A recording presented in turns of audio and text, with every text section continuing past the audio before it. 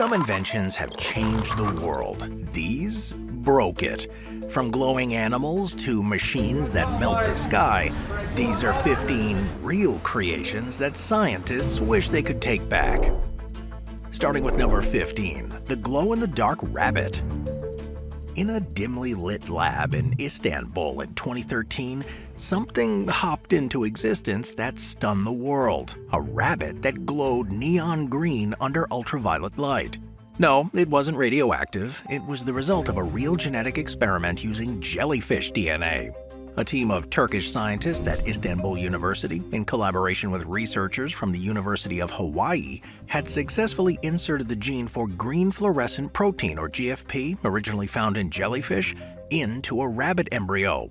The result? A healthy, normal-looking rabbit that, under black light, lit up like a glow stick. And it wasn't alone. Over the years, similar experiments produced glow-in-the-dark mice, pigs, cats, dogs, monkeys, even fish. The first major headline came in 2000, when researchers in France unveiled glowing rabbits to the public. Since then, though, photos and videos of fluorescent animals have circulated widely online. Some look eerily beautiful, others downright alien. The scientific goal was noble. Researchers used fluorescence to track how genes behave in real time. It helped in understanding complex diseases like Parkinson's and Alzheimer's. In many ways, it was a triumph of biotech. But then, things got weird. Glow-in-the-dark animals caught the attention of the pet industry. Suddenly, transgenic glowfish, originally bred for pollution detection, were being sold at aquarium shops worldwide. They glowed pink, green, orange, and blue under aquarium lights, and people loved them. Soon, they started asking, can I get a glowing cat, a glowing dog, a glowing horse? The answer in theory was yes, and that terrified many scientists. What began as a precise research tool risked spiraling into designer pets. Concerns mounted over animal welfare, regulatory loopholes, and the ethical implications of turning living beings into novelties. The worry wasn't just about glowing animals. It was about opening the door to aesthetic gene editing, where animals, and potentially humans, could be altered purely for looks. Some scientists who pioneered the research started speaking out. They never intended for jellyfish genes to end up in commercial fish tanks or as marketing gimmicks. They warned that this blurred the line between science and spectacle. And there were other regrets. What if the inserted genes escaped into wild populations through breeding? What happens when glowing traits interfere with natural ecosystems? What if people start demanding glow-in-the-dark farm animals, or worse, humans? To this day, glowing animals continue to appear in labs and in pop culture. They are visually stunning, almost mesmerizing. But it's also a constant reminder, just because we can light up life, doesn't mean we should. Number 14, the Cloudbuster. In the 1950s, deep in the forests of Maine, an Austrian psychoanalyst named Wilhelm Reich rolled out a strange metallic device. It was the size of a cannon, aimed at the sky, and looked like something out of a steampunk science fiction novel. Reich claimed it could make clouds form and disappear. He called it the Cloudbuster, and he wasn't joking. The device consisted of long metal pipes grounded by cables into water barrels. Reich believed that by pointing the tubes towards the sky, he could manipulate an invisible energy he called the orgone, a life force that he theorized permeated everything. By drawing in or dispersing this energy, he claimed the Cloudbuster could cause rain or break up storms. And here's the weird part. There are videos, photographs, and even eyewitness accounts claiming it worked. Reich then claimed to have ended droughts. He conducted cloud-busting experiments over farms, deserts, and mountains, and allegedly caused rainfall in deadlock conditions. In one case, he was even asked to use it during a drought emergency in the Northeast. Journalists at the time reported rainfall shortly after his demonstration. But Reich wasn't a meteorologist. He was a former student of Freud, who had been kicked out of multiple scientific communities. As his theories strayed further from accepted science, the US government grew alarmed. Eventually, the FDA labeled orgone energy a hoax, and Reich's devices were banned. But the Cloudbuster itself never faded from memory. Its bizarre, photogenic design and cult following made it a staple in documentaries, conspiracy theory forums, and even pop culture. Kate Bush famously wrote a song about it. Artists have recreated it, and amateur engineers continue to build Cloudbuster replicas. Reich's belief in weather manipulation was sincere, but even some scientists who mocked his energy theory later admitted the Cloudbuster may have inadvertently worked, not because of orgone, but because the device might have influenced cloud condensation nuclei via grounding cables and metal interactions.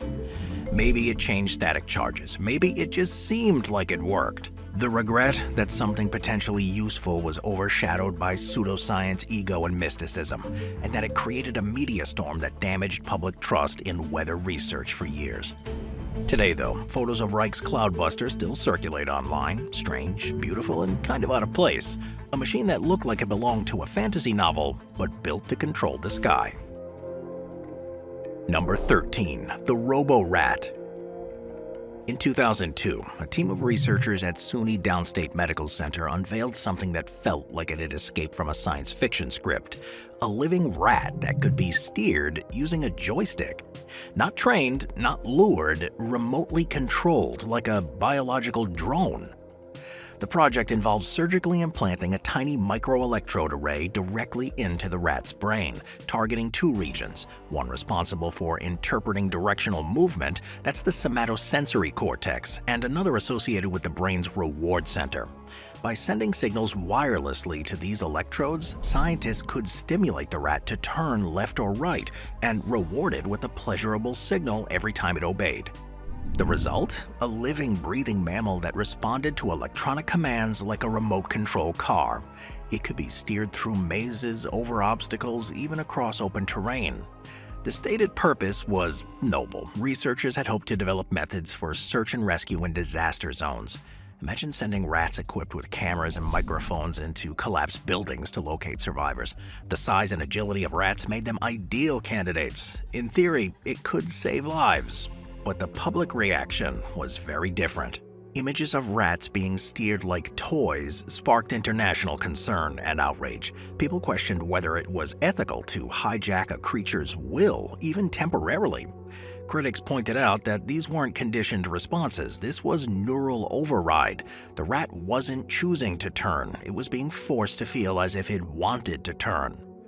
What disturbed many was how effective it was. The technology worked so seamlessly that it triggered debates across neuroscience, ethics, and bioengineering. Picked up the idea. In Japan, researchers created beetles that could fly under joystick control by wiring into their wings' muscles. In South Korea, cyborg cockroaches were engineered to patrol tight spaces. And in the US, DARPA quietly explored the potential of biobots for military reconnaissance. Each version improved on the original idea. Smaller implants, more precise control, longer battery life. Eventually, companies began marketing DIY kits to hobbyists, and suddenly the dream of controlling life with a signal wasn't science fiction. It was a side project. The original Robo-Rat researchers have since distanced themselves from commercial and military uses. Some have even expressed regret. What started as a rescue tool became a proof of concept for something much larger. The realization that the nervous system can be hacked, choice can be simulated, and autonomy can be rewritten. Photos of the original Robo-Rat still circulate around. Its tiny head-mounted rig, wires running into its brain, and a scientist's hand gently lifting the joystick. It is a haunting visual. A small creature turned into a vehicle. The regret wasn't the science, it was the implication that we now had the ability to press a button and control something else's will. Number 12. The world's biggest vacuum. The Large Hadron Collider's unintended legacy. Buried beneath the border of France and Switzerland, stretching across a 17-mile ring of underground tunnels, lies the most ambitious machine humanity has ever built, the Large Hadron Collider, or LHC. It was created to answer the biggest questions in physics. What gives matter mass? Is there a unified theory of everything? What existed before the Big Bang?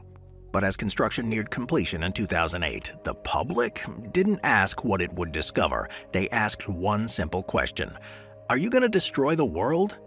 Well, the LHC works by accelerating protons near to the speed of light, then smashing them together at energies never before achieved on Earth. It's housed in a near-perfect vacuum, arguably the emptiest place in the known universe. It's colder than deep space in there, with superconducting magnets that bend and focus the beams like rails on a roller coaster. When particles collide, they momentarily create the conditions of the early universe, trillionths of a second after the Big Bang. These collisions are then recorded in cathedral-sized detectors that are lined with sensors, cables, and fiber optics, creating data streams that measure in the petabytes per second.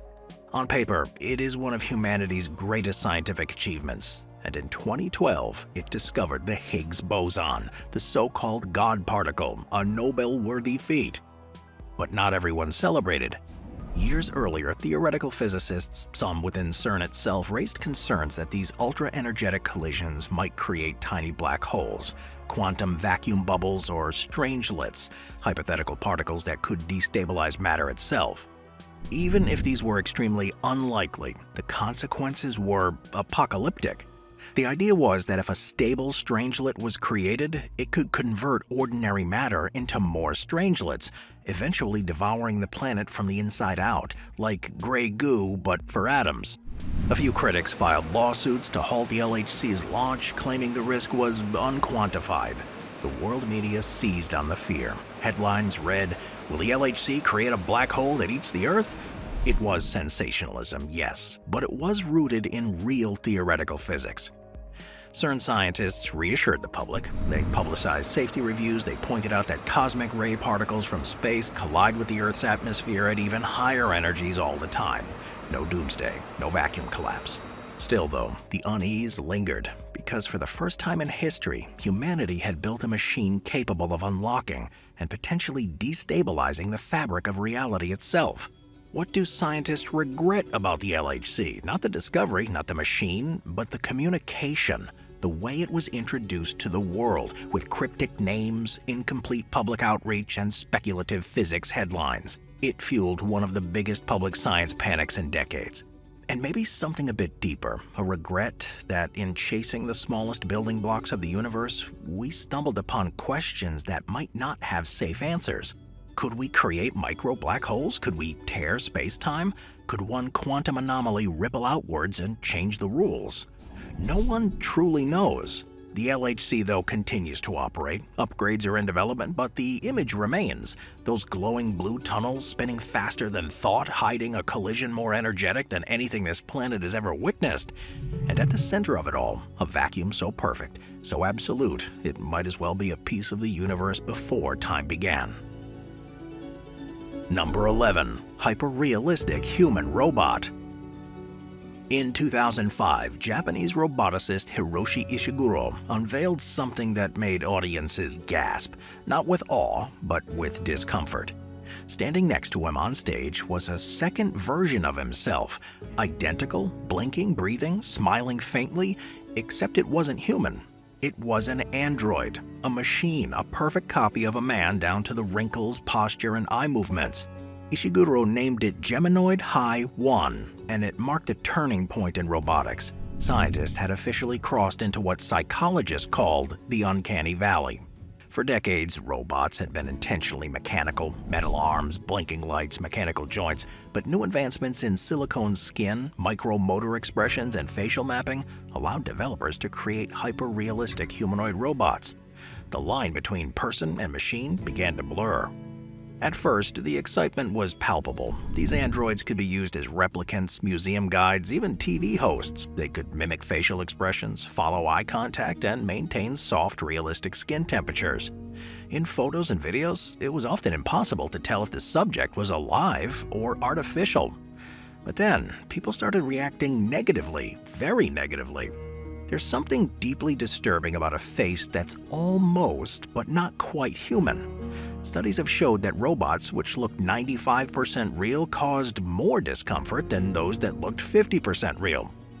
The human brain picks up on tiny discrepancies, blinking that's too slow, expressions that lag by milliseconds, smiles that don't involve the eyes. The result is a visceral reaction, creepiness, unease, even fear. The more realistic the robots became, the less people liked them. Soon, these androids began popping up in marketing displays, airports, and theme parks. But instead of fascination, they triggered revulsion. The Japanese public coined terms like digital ghosts. Western media called them robots with dead eyes. YouTube clips showing androids trying to speak, laugh, or emote drew millions of views, most filled with comments describing the robots as soulless, zombie-like, or nightmare fuel. Even the scientists began to backtrack. Some of the very teams who pioneered this technology started questioning the direction. Was this helping society, or were they creating tools that simply amplified discomfort and mistrust? And then came the ethical concerns. Could these robots be made to imitate celebrities without consent? Could they be weaponized for manipulation or impersonation? Could someone deploy an android to deceive, scam, or emotionally exploit vulnerable people? The regret wasn't that the technology existed, it was that no one stopped to ask why we were building them to be this human. Was it for connection, or control, comfort, or illusion? To this day, hyper-realistic androids continue to evolve. Some are being trialed as elder care companions, others as AI news anchors, and a few as emotional support tools for the lonely. But behind every blink, every lip twitch, every programmed smile, there's a fundamental unease. Not because they're broken, but because they're almost perfect. Number 10. The synthetic burger. In 2013, journalists in London gathered around a chef and a petri dish. Inside was something never seen before, the world's first lab-grown hamburger.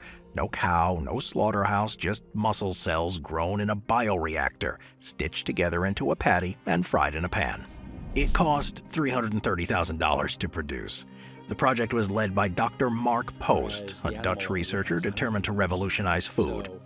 His team had extracted stem cells from cow muscle, cultured them in a nutrient-rich solution, and grown them into strips of muscle tissue. When those were bundled together, they formed a real, edible piece of beef. No animal suffering, no methane emissions, and no factory farms. At first, the world was amazed. Could this be the future of protein? Ethical, scalable, clean? But behind the scenes, many scientists were already uncomfortable. The process was intensely resource-heavy. Each gram of meat required careful handling, precise chemical conditions, and a highly controlled lab environment. Scaling that to feed billions, that's a logistical nightmare. More worryingly, though, were the economic and social side effects. Who controls the patents for lab-grown meat? What happens to millions of workers in traditional agriculture if meat production becomes lab-exclusive? What happens to the animals bred solely for their cells? Then came the aesthetics. In an effort to make cultured meat resemble real meat, scientists began engineering synthetic fat, marbling, and even vein patterns to mimic steak. Some even experimented with adding artificial blood or genetically tweaking taste receptors in the lab-grown tissue. Photos from some labs showed eerily uniform strips of raw tissue piled in trays like plasticine. Others showed muscle strands being electrically shocked to stimulate exercise so the meat would grow denser. It was science fiction made edible, and not everyone liked the idea. By 2020, dozens of startups were racing to produce cultured chicken, pork, lamb, and even lab-grown foie gras. Meat was being printed, foamed, extruded. The visuals were eye-catching: clean white labs, gloved hands lifting translucent muscle fibers from sterile baths. But consumer polls were mixed. A large portion of the public viewed the product as unnatural. Words like "frankenmeat" began appearing in headlines. Even scientists began stepping back, warning that biotech should never outpace public trust. Then there was the philosophical concern. If we could grow meat, what else could we grow? Would we create lab-grown exotic species? Could someone culture endangered animal meat for profit? Could we grow human meat as a stunt, or worse, as an art piece? Some researchers started expressing regret, not because lab-grown meat was a bad idea, because it arrived before society was ready to absorb its implications. What began as a promise to save the world was quickly entangled in debates about class, access, ethics, and power. Today, lab-grown meat is no longer theoretical. It is being served in restaurants in Singapore and being trialed in the US. The process is cheaper, the visuals are slicker, but the unease remains. Because when science figures out how to grow flesh without life, we all had to ask, what are we really biting into? Number 9. Smart dust, the invention that made privacy obsolete. At first glance, they look like tiny specks of glitter, smaller than a grain of sand, nearly invisible to the human eye. But embedded inside each one is a full sensor suite, microprocessors, antennas, power supplies, and sometimes even cameras. These are not science fiction, they're real. They're called smart dust, and their creators already kind of regret making them. Smart dust was conceived in the 1990s by DARPA and unveiled at UC Berkeley, intended to revolutionize surveillance and environmental monitoring. These microscopic machines, also called microelectromechanical systems or MEMS, could be scattered across a battlefield, city, or industrial facility and used to collect data in real time: temperature, light, sound, movement, and more. No power cords, no Wi-Fi hubs, just floating, nearly invisible networks of sensors reporting back silently. The early prototypes were clunky by modern standards, bulky and hard to produce, but over time, advances in nanotechnology and wireless communication made them smaller, cheaper, and smarter. By the mid-2000s, smart dust could already be powered by solar energy, transmit data through low-power signals, and even self-organize into ad hoc mesh networks. That's when the warnings began. Imagine a world where smart dust could be sprayed over a protest crowd, embedded into the paint of a wall, or drift silently into your home through an open window. You'd never know it was there, but it could be listening, watching, logging. Scientists began to realize they built the ultimate surveillance tool. Governments loved the idea, so did corporations. Smart dust could track supply chains, monitor structural integrity in bridges, follow people through stores, or record conversations without detection. It was efficient, disposable, virtually untraceable. But so much power in something so small terrified ethicists. Some engineers who worked on smart dust began speaking out, calling it a Pandora's box. Once deployed, smart dust can be impossible to retrieve, and because it's so small, it doesn't even register as debris or trash. It just becomes part of the air, the water, the ecosystem. What if it enters your lungs, your food supply? Could it be weaponized? Could governments mandate it into public spaces under the guise of safety? Photos of early smart dust experiments show swarms of particles drifting through test rooms, each glowing faintly under special lighting. Later versions required microscopes to even detect, and the more invisible the technology became, the louder the questions grew. Who controls it? Who can turn it off? And how do you defend yourself against a sensor you can't even see? Today, smart dust research continues quietly, mostly in military and defense sectors. Civilian deployment is rare, at least officially, but the core regret voiced by the original scientists is chilling. We built a way to end privacy, and we did it without asking if anyone wanted that. Number 8. Blue LED light, the invention that changed the world. In 1993, a breakthrough in semiconductor research lit up the future, literally. After decades of failed attempts, Japanese engineer Shuji Nakamura successfully developed the first practical blue LED, or light-emitting diode. It was tiny, cheap, energy efficient, and blindingly bright. With the blue light finally on the table, it became possible to combine red, green, and blue LEDs to create true white light. The modern LED revolution was born, and the world would never be the same. Blue LEDs rapidly transformed everything: TVs, smartphones, laptops, car headlights, home lighting, billboards, street lamps. The light was clean, brilliant, and consumed a fraction of the energy of incandescent or fluorescent bulbs. The inventors won a Nobel Prize in Physics. Their creation made sustainable lighting accessible across the globe. But then the side effects started. By the mid-2010s, studies began emerging linking excessive exposure to blue LED light, especially at night, to a wide range of biological disruptions, chief among them sleep dysfunction. Our circadian rhythm, the body's natural 24-hour clock, is regulated by light. Blue wavelengths in particular signal the brain to stay awake, suppressing melatonin, that's the hormone responsible for sleep. Blue light exposure in the evening from phones, tablets, and LED-lit homes began pushing people's sleep cycles later and later. What started as a lighting solution became a global sleep disruptor. Sleep scientists began sounding the alarm. Overexposure to blue light didn't just make it harder to fall asleep. It was linked to chronic insomnia, increased rates of depression and anxiety, metabolic disorders and weight gain, higher risk of cardiovascular disease, and cognitive decline and memory issues. Photos of cities at night show the scale of the shift. Once we were bathed in warm amber hues from sodium vapor lamps. Streets and skylines have now taken on a cool blue-white glare, casting sharper shadows and producing more visual noise. Ironically, though, the LED's efficiency made the problem worse. Cities and homes added more lights, not fewer, since power savings made illumination cheaper. Highways once lit sparsely are now drenched in blue-toned LED arrays that never dim. Our world got brighter and our bodies got more exhausted. Even Nakamura, the inventor of the blue LED, has acknowledged its downsides. While he stands by the importance of the discovery, he's publicly supported regulations and design changes that favor warmer LED tones for nighttime use. Lighting designers, physicians, and sleep specialists now recommend amber-toned LEDs for indoor use and screen filters to limit late-night exposure. But the damage has been done. The brilliance of the blue LED came at a biological cost, and reversing that shift won't be easy. So what's the regret? That something so small, so elegant, and so beneficial could silently erode the one thing humans depend on most: sleep. We lit up the world, and we dimmed ourselves.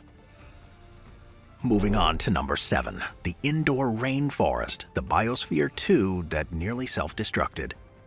In the Arizona desert, surrounded by red rocks and scrub brush, stands a glass-enclosed world, Biosphere 2. At over 3 acres in size, it looks like something from a sci-fi movie, a self-contained miniature Earth, complete with a rainforest, coral reef, mangrove swamp, desert, and even farmland, all sealed inside an airtight dome. Built in the late 1980s at a cost of over $200 million, Biosphere 2 was one of the most ambitious experiments ever attempted. Its creators weren't just building a greenhouse, they were building a self-sustaining ecosystem, one that could teach us how to live on Mars, survive climate collapse, or re-engineer our relationship with Earth. In 1991, 8 Biospherians were sealed inside for a 2-year mission. They would live entirely off the environment they had created, growing their own food, recycling water, producing oxygen, and regulating climate. The idea was to simulate long-term survival in a closed system, with zero input from the outside world. It didn't go as planned. At first it worked. Plants grew, animals roamed, and the team harvested sweet potatoes and bananas. But within months, the oxygen began to drop, fast. Despite being surrounded by vegetation, the air thinned. Team members began experiencing fatigue, dizziness, and mental fog. Oxygen fell to dangerously low levels, just 14%. That's the equivalent to being at the summit of a 13,000-foot mountain. They had to secretly pump in oxygen, or the team risked suffocating. And that was just the beginning. Pollinating insects died out, crippling the food web. Cockroaches and ants took over, thriving in the sealed environment.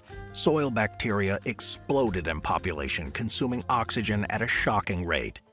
Carbon dioxide levels fluctuated wildly, even threatening the structural integrity of the glass. The psychological toll was just as bad. The 8 Biospherians split into factions, barely speaking to each other for months. Communication breakdowns turned into isolation, and isolation bred paranoia. What was meant to be a utopian experiment became a social fracture sealed in glass. Scientists around the world watched in awe and in horror. The experiment had become a case study, not in sustainability, but in the limits of our understanding. We thought we could replicate nature with enough tech, enough sensors, enough intelligence. Instead, we learned just how fragile, unpredictable, and misunderstood ecosystems really are. After the mission ended, a second team entered, but the project was eventually defunded and handed over to Columbia University. Today, Biosphere 2 is a research facility and tourist attraction. Visitors can walk through the still operational rainforest, peer into the airlocks, and explore the living quarters that once housed a grand experiment. Photos from inside show it all: the lush jungles pressed against the glass, tiny waterfalls trickling through the coral beds, and huge halls of greenhouses glowing under the Arizona sun. It's beautiful, ambitious, and a little sad. The regret, though, that we built a world and then watched it fall apart under our control. Not because it wasn't clever, but because we underestimated how complex life really is. Number 6. The anti-laser, a device that perfectly cancels light. Lasers are beams of pure energy, pinpoint, precise, coherent, and intensely powerful. We use them for everything: cutting metal, eye surgery, guiding missiles, transmitting internet signals. They represent the pinnacle of controlled light. But in 2011, a team of researchers at Yale University decided to try something radical. Instead of creating a laser that emits light, they designed one that would absorb it completely. A device that didn't reflect, scatter, or transmit energy, but erased it. They called it the Coherent Perfect Absorber, or more dramatically, the anti-laser. The idea was simple in theory, mind-bending in practice. If you send two identical laser beams into a cavity, carefully tuned to interfere with each other, their waves can be perfectly canceled out. Instead of bouncing around or passing through, the light just vanishes into a super-absorbing medium. And when I say vanishes, I mean 100% absorption, not a photon escapes. At first, this was hailed as a breakthrough in optics and photonics. Anti-lasers could be used to create ultra-efficient optical switches, revolutionize quantum computing, or even enable secure communication systems. In medical tech, they could allow for extremely precise energy targeting, reducing damage to surrounding tissue. But the flip side, they could also be used to build optical cloaking systems, counter laser weapons, or devices that trap and neutralize surveillance beams. An anti-laser doesn't just absorb energy, it makes light disappear. And that has huge implications in a world increasingly dependent on laser-guided everything. Imagine military drones rendered invisible to laser rangefinders, secure laser communications intercepted without a trace, high-powered lasers instantly diffused before they can hit a target. Some researchers began worrying about the military applications: covert weapon systems, undetectable energy traps, or even disabling enemy optics without warning. The technology, while elegant in design, could silence light itself in ways never seen before. And then there's the physics regret. By creating the perfect anti-light system, we started to question whether we should interfere so directly with one of nature's cleanest signals. Photons don't usually get deleted, they bounce, bend, or pass. But now we could trap and kill them on command. Photos of early anti-laser prototypes show compact setups, mirrored cavities, embedded silicon slabs, and lasers that are precisely aligned into a black hole of absorption. They're simple, deceptively small, but what they do is profound. Today, anti-laser research continues in labs across the world, and while many scientists are excited, others whisper quietly, what happens when light can't escape anymore? Because in a world that runs on optics, we've now invented its shadow.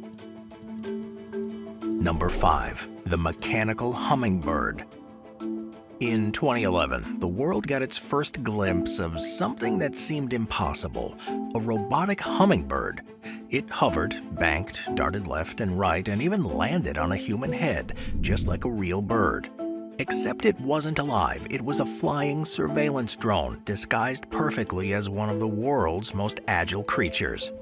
Developed by DARPA and built by AeroVironment, the nano hummingbird was a technological marvel, weighing just 19 grams. It had a wingspan of 6.5 inches and could fly for over 10 minutes using nothing but flapping wings. Not propellers, not jets.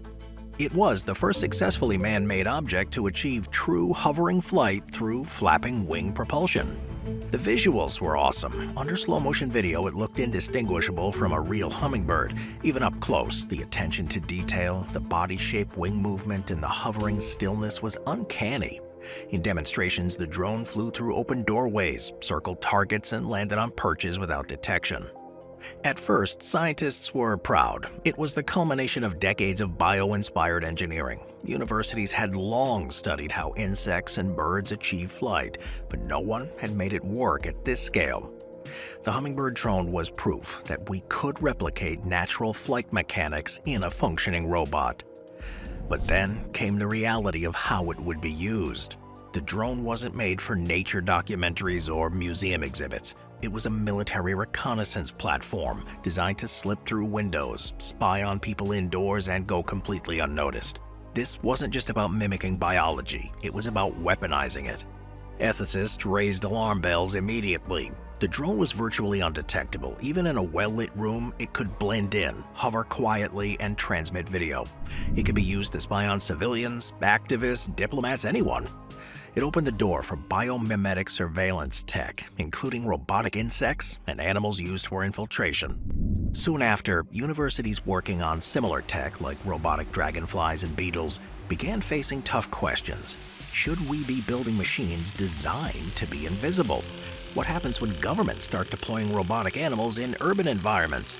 What's the line between biomimicry and biological deception? Even some engineers on the original project began expressing regret. The hummingbird had been a dream for many, proof that we could learn from nature. But in making it real, they had inadvertently created the perfect spy. Today, the nano hummingbird sits in museums and defense exhibitions. It still flies, still stuns, still demonstrates the brilliance of engineering. But behind the elegance is the creeping realization. We just didn't mimic life, we hid behind it. Number 4. The Skybeam Cannon. In the heart of the Las Vegas Strip, where excess is the aesthetic and visibility equals value, stands a black pyramid crowned with something otherworldly. On most nights, especially in dry, clear desert air, the tip of that pyramid erupts with a column of light so piercing, so unnatural, that it shoots straight into the upper atmosphere like a spotlight for the gods. This is the Luxor Skybeam, the most powerful man-made light ever directed into the sky. And it was created not to illuminate, but to announce. It's visible from over 275 miles away. Airline pilots at cruising altitude report seeing it from other states, and astronauts aboard the ISS have looked down and noticed it glowing defiantly against the black backdrop of the Earth's surface. The Luxor Skybeam isn't a light designed for people, it's a light designed for the planet to see. Well, the idea began as an architectural gimmick. The Luxor Hotel, built in 1993 to resemble a futuristic Egyptian pyramid, was meant to stand out, even in a city that was addicted to spectacle. Designers wanted something iconic, something that no other building could claim. They didn't just want Las Vegas visitors to see the hotel, they wanted people halfway across the state to see it.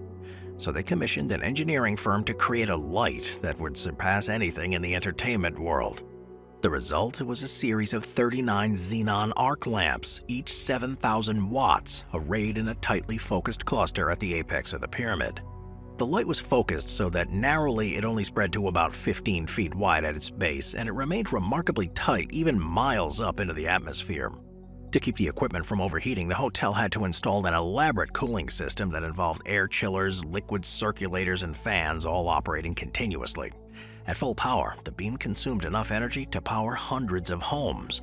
But in Las Vegas, spectacle trumps efficiency. The light had reached higher than any other on Earth, but almost immediately, unintended consequences began to appear, and with them, regret. To begin with, the beam was far too powerful to go unnoticed by wildlife. Desert insects, disoriented by the unnatural brightness, began swarming around the beam in massive numbers. They formed thick clouds near the light source, buzzing and colliding in frenzied loops, drawn to what seemed like a second sun. Local populations of certain insect species began to decline unnaturally in zones closest to the hotel. Small disruptions, yeah, but noticeable. Scientists studying the beam noticed another troubling trend. Migrating birds were altering their flight paths, sometimes becoming confused and circling the light. Several collisions were reported, and the Skybeam was no longer just a landmark, it was beginning to reshape the behaviors of the animals around it. From a technological perspective, the beam was a marvel. The maintenance crew regularly replaced the xenon lamps, which had short lifespans due to the intensity. Special care had to be taken to align the beam properly, and even the smallest misalignment could cause scatter or divergence that reduced its visual impact.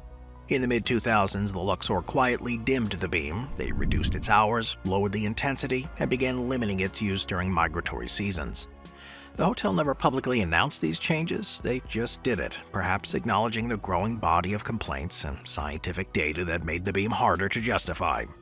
Tourists still saw the light. It still appeared in photographs, but it no longer stabbed the atmosphere with the same aggression. What was once a symbol of human mastery has become a quiet reminder of unintended consequence. Scientists who once marveled at the beam's engineering now use it as a case study in light pollution. Environmentalists cite it in discussions about nocturnal ecosystem collapse, and astronomers include it in presentations about the disappearing night sky. There are no explosions here, no deaths, no disasters, just light shining endlessly, meaninglessly, into the void. And the slow realization that in trying to be seen from the stars, we might have forgotten what the stars even look like.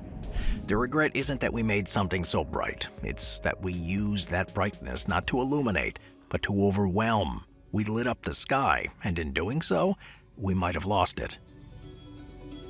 Number 3. The spider goat, when scientists crossed the line between species. On a quiet research farm in rural Wyoming in the late 2000s, a group of goats grazed peacefully behind fences. They looked normal, they acted normal, but inside, their DNA was something never seen before. Something not quite goat and not quite spider. These were the spider goats, part of a controversial and groundbreaking experiment in synthetic biology. Their creators had successfully taken the gene responsible for producing silk proteins in orb-weaving spiders and inserting it into the DNA of a goat. The goal? To make goats lactate not only milk, but spider silk protein, one of the strongest materials known to science. It was ambitious, even brilliant. Spider silk is 5 times stronger than steel by weight, incredibly flexible and biologically compatible with human tissue. Its potential and applications ranged from artificial ligaments and tendons to bulletproof vests, biodegradable fishing lines, and ultra-lightweight armor. The problem was that the spiders are territorial and cannibalistic, making them impossible to farm at scale. They don't produce much silk, and when housed together, they tend to eat one another. So scientists looked elsewhere. They asked a provocative question. What if we could make another animal produce silk? Through recombinant DNA technologies, researchers at Nexia Biotechnologies inserted the spider silk gene into goat embryos. These embryos were then implanted into surrogate goat mothers. The resulting offspring were born healthy, looked like goats, acted like goats, and bred like goats, but they had spider genes woven into their cells. When the females matured and began producing milk, the milk contained trace amounts of recombinant silk proteins. These proteins were then extracted and spun into fibers. And it worked. Videos and photos from the time show long strands of shimmering engineered silk being pulled from milky solutions, looking almost like translucent fishing line. It was real, tangible, the first time scientists had ever created a cross-species material manufacturing system. But then, the controversy began. Public reaction was mixed. Fascination and awe quickly gave way to discomfort and then outrage. News headlines dubbed the goats Frankenstein animals, DNA chimeras, or unnatural hybrids. Animal rights activists accused researchers of crossing ethical boundaries, playing God with creatures that couldn't consent. Critics asked, what happened if one of the goats escaped into the wild and breeds? What are the long-term effects of consuming or interacting with genetically modified animals? Are there risks we haven't yet considered? The bigger concern, though, was what this represented. Scientists hadn't just modified a plant to resist drought or a microbe to produce insulin. They had inserted a gene from a predatory invertebrate into a mammal to turn it into a living factory. And they had succeeded. It wasn't a mistake or a side effect or a glitch, it was a designed outcome. But many scientists, even some inside the field, expressed deep unease. They feared what this technology could lead to, not just from a public trust standpoint, but from the possibility of unregulated gene mixing. What happens when private companies start building animals for more than just milk or wool? What happens when gene editing moves from functionality to preference? From silk production to aesthetic traits, personality traits, or even military applications? The spider goat became a symbol of both promise and of peril. It raised more questions than it answered. What is the moral status of an animal that's part spider? How do you regulate a technology that's one DNA edit away from something completely different? Can synthetic biology respect natural boundaries, or will it always seek to dissolve them? Despite the early excitement and some military funding, Nexia eventually folded. The US Army, which had expressed interest in using the silk for lightweight body armor, shifted focus. The commercial viability of extracting silk from milk proved too costly, too slow, and too difficult to scale. There are photos of the goats, of course. They look ordinary, fluffy, white, docile, but they carry within them a question that still lingers. Just because we can take the strongest material known to nature and grow it in the mammary glands of a completely different species, should we do that? The regret wasn't failure, it was scandal. It was the realization that the line between nature and invention had disappeared, and in its place stood something we didn't fully understand, something that grazed in a field, wagged its tail, and carried within its genes the blueprints for a spider's web. Scientists had made it possible, but even they wondered if they'd gone too far, not because it harmed anyone, but because it changed everything. Number 2, the artificial volcano meant to cool the planet. It sounded like something out of a futuristic disaster movie, a tower smaller than most skyscrapers that would deliberately inject particles into the upper atmosphere to dim the sun, reflect solar radiation, and cool the Earth. But it wasn't fiction, it was real science, and for a brief moment in time, it was on the brink of becoming reality. The concept came from a group of geoengineering researchers exploring one of the most radical ideas in climate science, solar radiation management, also known as stratospheric aerosol injection. The basic principle was drawn from natural disasters. When Mount Pinatubo erupted in 1991, it spewed 20 million tons of sulfur dioxide into the stratosphere. The result was a measurable global temperature drop of nearly 0.5 degrees Celsius over the next 2 years. The eruption, while catastrophically local, had cooled the planet. Scientists thought, what if we could replicate that effect intentionally, on demand? So they proposed the construction of what was effectively an artificial volcano. This man-made structure, sometimes referred to as a stratospheric aerosol tower or a cooling chimney, would stand several kilometers tall. Through it, pressurized nozzles would inject a steady stream of sulfate aerosols, tiny reflective particles, into the upper layers of the atmosphere. These particles would scatter sunlight, reduce global temperatures, and buy the planet time to adapt to rising greenhouse gas levels. It wasn't a solution to climate change, but like a pause button, a planetary band-aid. The early renderings were dramatic, a towering white structure climbing into the sky, surrounded by maintenance stations and launch pads, humming with turbines and releasing near-continuous plume of engineered haze into the blue sky above. Some proposed tethering giant balloons to floating platforms to release aerosols at altitudes. Others imagined specialized planes performing the job. But the tower was the most visually striking, a machine that mimicked a volcano, not in destruction, but in planetary scale chemistry. In theory, it was possible. In the simulations, the models worked. Temperatures dropped, glaciers stabilized, heat waves diminished, tropical storms weakened. The concept had supporters across elite climate think tanks, especially those who believed in political action on carbon emissions would come too little too late. But then the consequences started to emerge. To many climate scientists, the problem wasn't just that the idea was radical, it was that it was too effective and too unpredictable. Once you began spraying sulfates into the sky, the entire energy balance of the Earth shifted. Sunlight levels dropped, ocean currents altered, rainfall patterns skewed. Studies warned that monsoons in India and Africa could collapse, threatening the food supply of over 1 billion people. Regional climate chaos would soon become the new norm, especially in areas with fragile ecosystems. And then came the idea of termination shock. If the artificial volcano was ever shut down suddenly due to political unrest, war, funding collapse, or sabotage, the planet could experience a rapid temperature rebound. A decade's worth of suppressed warming could come roaring back in months with catastrophic consequences. Wildlife wouldn't adapt, infrastructure would fail, crops would die. The cooling wasn't real, it was rented, and like all things rented, it came with a bill. Ethical questions exploded. Who gets to control the planetary thermostat? What if one of the country benefits from cooling and another suffers? Could solar geoengineering be weaponized, used to punish or favor certain regions? What if a rogue state decided to build its own aerosol tower and fix the climate unilaterally? Even with the community of scientists who had first advocated for research into geoengineering, many began to step back.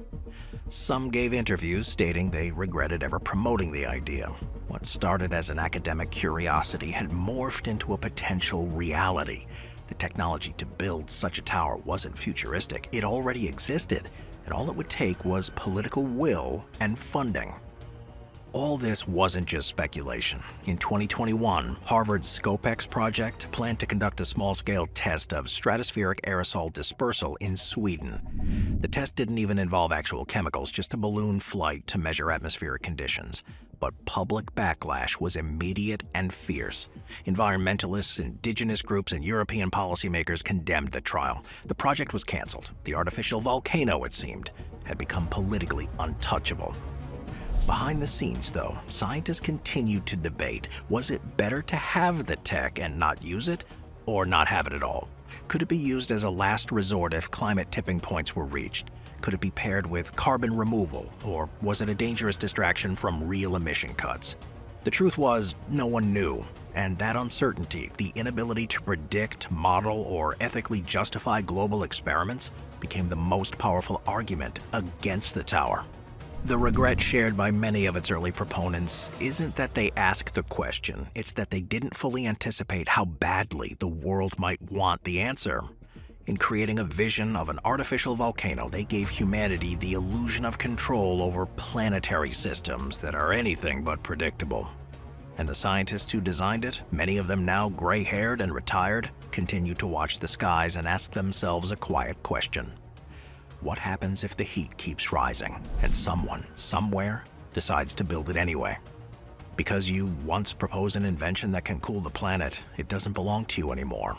It belongs to the world, and the world doesn't always think twice. Number 1. Agent Orange.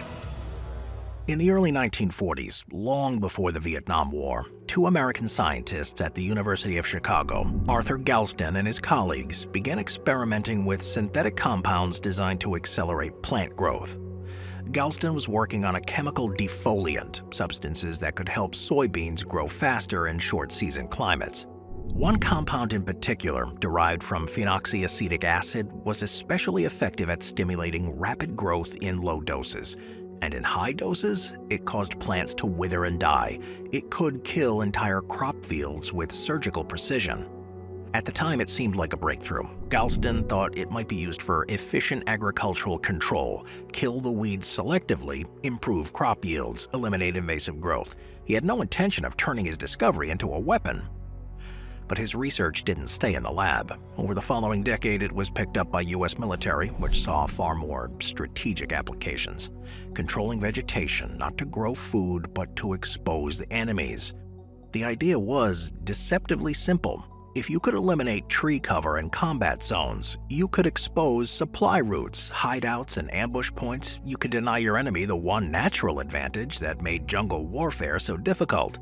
By the time the U.S. became deeply embroiled in the Vietnam War, Galston's research had been transformed into something far more devastating. His early defoliant compounds had been synthesized and militarized into a series of chemical agents. The most potent and infamous was codenamed Agent Orange.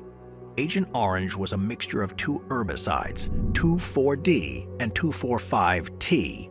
Together they created a powerful defoliant capable of annihilating vast areas of forest in days. The compound was sprayed from planes, helicopters, trucks, and even in handheld dispensers. Between 1961 and 1971, the U.S. military sprayed more than 20 million gallons of Agent Orange across South Vietnam, Laos, and Cambodia as part of its Operation Ranch Hand. The goal was clear: defoliate the jungle, flush out guerrilla fighters, destroy crops, and cripple the Viet Cong's ability to move and hide. And it worked. The canopy collapsed, the leaves fell, trees turned black and brittle, crops wilted and died. From above, the jungle looked burnt to the root, except this wasn't fire. It was chemical warfare dressed up as tactical landscaping.